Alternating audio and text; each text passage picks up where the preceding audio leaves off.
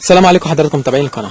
هنشوف مع بعض في الفيديو دوت ازاي تعرف افضل علف ارانب موجود في السوق. هتلاحظ حضراتكم ان في السوق في تباين كتير جدا او تفاوت كتير جدا في اسعار العلف. تلاقي مثلا العلف ده سعره جنيه، ده سعره 2 جنيه، ده سعره 3 جنيه، 4 جنيه على سبيل المثال.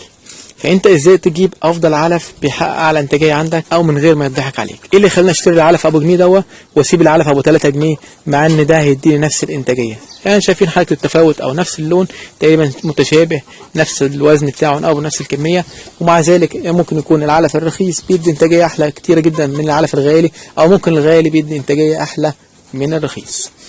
فده مش شرط او مش اسم الشركه، ما تطلعش تجري ورا اسم الشركه معينه، ولا تطلع تجري ورا ماركه معينه ولا براند لشركه معينه. دور على علف اللي هو هيديك اعلى انتاجيه تجيبها. لو انا جيت وقلت لكم روحوا اشتروا العلف الفلاني بتاع فلان الفلاني، تعرف ان انا راجل مش امين معاكم، بقول لكم او بعمل دعايه لشركه معينه او لحد معين. لكن في الفيديو ده هخليك انت بنفسك تقدر تستكشف افضل نوع علف. ليه بقول لك انت تقدر تستكشف افضل نوع علف؟ لان حضرتك الشركه اللي موجوده في محافظه معينه مش موجوده في محافظه تانية، او التسويق بتاعها مش موجود هنا او مش شغال في محافظه تانية. فعشان كده بقول لك دور على افضل نوع علف بيحقق لك اعلى انتاجيه. هقول لك تجيبها ازاي بفكره سهله جدا وبسيطه. عايز اقول لك الارنب مش هيفرق معاه اسم الشركه ولا الماركه اللي هتجيب منها، يعني ما تطلعش تيجي ورا اسم شركه كبيره ومشهوره وعامله دعايه كبيره جدا على النت وعامله اعلانات كتيره. الارنب مش هيفرق معاه. الارنب هيفرق معاه اديت له علف كويس جدا مع ميه نظيفه ونظافه واهتمام او تهويه كويسه جدا، هتحقق اعلى انتاجيه. طب هنعمل الموضوع ده ازاي او نقدر نعرف النوع الافضل نوع ازاي؟ انا جبت نوعين علف، النوع ده مثلا بجنيه والنوع ده ب3 جنيه في السوق، وهعمل تجربه بسيطه جدا ممكن تقدر تعمله حضراتكم. الميزان زي ما حضراتكم شايفين كده تمام، بوزن الكميه اللي هاكلها للارانب. ده الميزان زي ما حضراتكم شايفين كده، وزن مثلا كيلو 18 جرام، خليته كيلو بس كده تمام. ادي كيلو علف ارانب من نوع. وادي الكميه الثانيه عبارة برضو عن كيلو بس. يبقى الكميتين متشابهتين. ده ملتحق جابه من السوق، نوع بجنيه ونوع ب2 جنيه بغض النظر عن اسماء الشركات.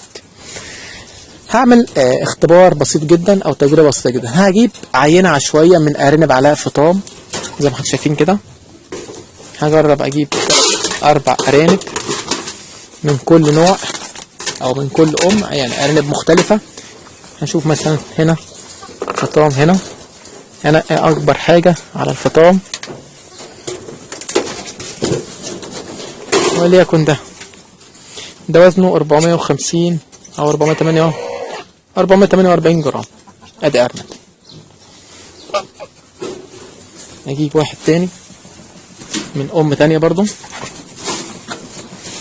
حاجة تكون كبيرة كده تمام. ده كمان كبير، ده كمان كبير.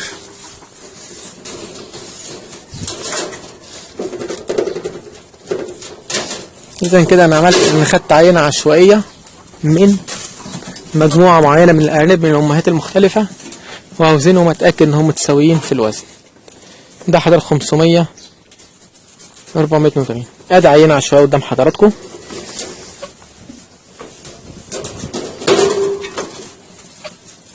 ده صغير شوية. طيب عينة عشوائية عبارة عن 4 أرانب. هوزعهم في صندوقين وهأكلهم نفس كمية العلف مع نفس المعايير. أثبت لهم معايير النظافة والمية وكل حاجة، وهشوف النتيجة ايه. هشوف هل العلف ده قد انتاجية كويسة جدا او النوع التاني دوت. هشوف في اسهالات او في اي امراض حصلت لهم او مشاكل معوية، واقدر اعرف واقارن انه في افضل علف اقدر اجيبه في السوق بطريقه سهله جدا وبسيطه. وادي اجمالي عدد 6 ارانب وزنهم 2915. هقسم طبعا العدد ده 6 على 2، يبقى مفترض كل 3 ارانب يطلعوا كيلو ونص. واوزعهم على مجموعتين وادي لكل مجموعه نوع معين من العلف لحد ما تخلص الكميه، واعيد الوزن مره تاني واشوف المشاكل الصحيه اللي حصلت ليهم او التغيرات والاوزان اللي حصلت عليهم في الوزن او الكميه ده بس، ونشوف النتيجه ايه. وده اول يوم في التجربه. ثبتنا نفس المعايير، نفس الميه، نفس كميه العلف اللي بتتحط لكل ارنب منهم. كل نوع من العلف محطوط في كيس ومتعلق هنا في جنب، والكيس التاني متعلق. اي طريقه تعملوها ببساطه باي اسلوب، مش مهم عند الاسلوب، المهم تعمل الطريقه صح وتشوفوا افضل نوع علف وتقدروا تجيبوه بنفسكم بدون ما تنخدعوا في الاسعار ولا الشركات.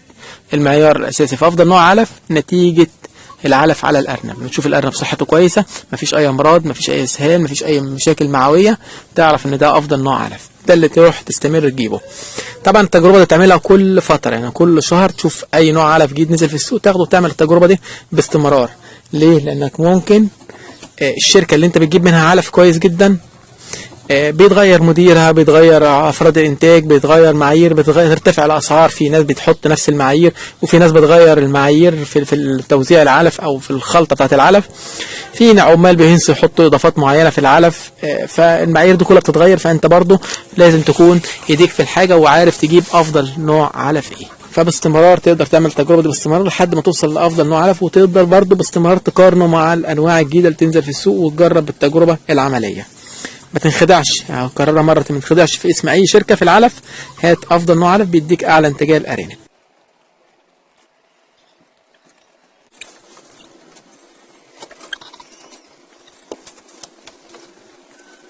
جينا حضراتكم دلوقتي اللحظة النهائية، خلصنا كل مجموعة خلصت كيلو العلف بتاعها اللي كان محطوط. طبعا مع تثبيت المعايير الاخرى، لو في برسيم كنا بنحط بنفس الكميات، لو في اي حاجة اضافية كنا بنحطها. دي المجموعة الاولى هحطها على الميزان هشوف وزنها قد ايه. ادي المجموعة الاولى، ادي اول 3. شايف المظهر العام الارنب صحته كويسة، وزنه حلو تمام. هنشوف دلوقتي الوزن قد ايه. 3 دلوقتي عاملين كيلو 982. دي المجموعة الاولى، كيلو 982. نشوف المجموعة التانية، ودي المجموعة التانية اللي هما بقى 2 ابيض وواحد اسود. هنحطهم برضو على الوزان. شايف المظهر العام كويس برضو، صحتهم مش وحشة، مفيش اي اسهالات او اي اعراض مرض عندهم من العلف. فهنجرب برضو دلوقتي ونتأكد على الميزان ونشوف الوزن عامل قد ايه. دلوقتي قدام حضراتكم دول عاملين كيلو 600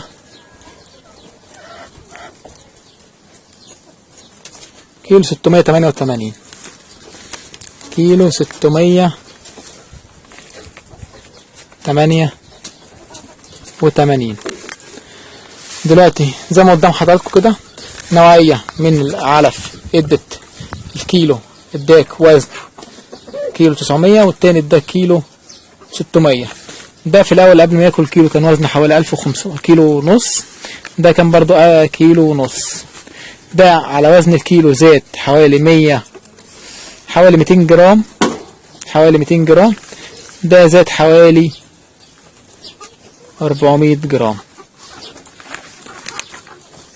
يبقى اذا تقدر حضرتك تاخد القرار الصح، تشتري العلف اللي انت بتجربه كل مرة وبيديك انتاجية حلوة، مفيش مشاكل منه، نمو كويس جدا، بيديك حاجة كويسة جدا بسعر مناسب. اديك عرفت الفرق بين علف وعلف بطريقه سهله جدا وبسيطه. ما تعتمدش على اسماء شركات، الملحوظه اللي عايز اقولها لحضرتك، ما تعتمدش على اسماء شركات، ما تعتمدش على مزارعين تاني بيجربوا بطريقه عشوائيه او بيعملوا حاجات بدون دراسه. انت قدامك الميزان وقدامك العينه العشوائيه اللي هتاخدها وتجربها.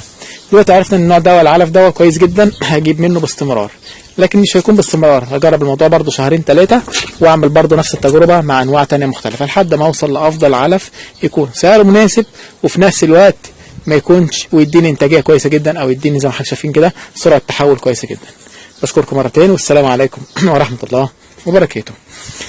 لو اي حد منكم عنده اي تعليقات يتواصل معايا في فيديو، في تعليقات اسفل الفيديو، او يتواصل معايا على تليفون المزرعه. مع السلامه.